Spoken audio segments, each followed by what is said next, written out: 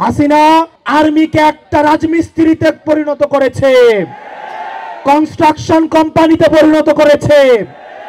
আমাদের আর্মিকে যুগোপযোগী এবং আধুনিক করতে হবে।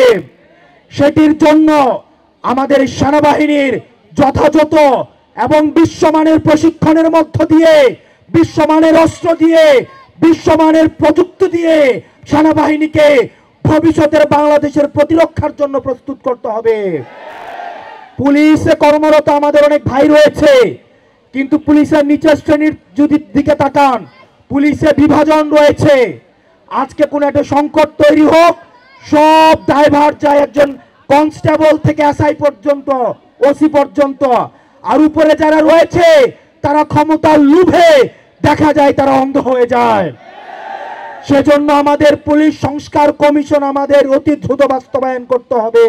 Jan Pulse, your voice, our pulse.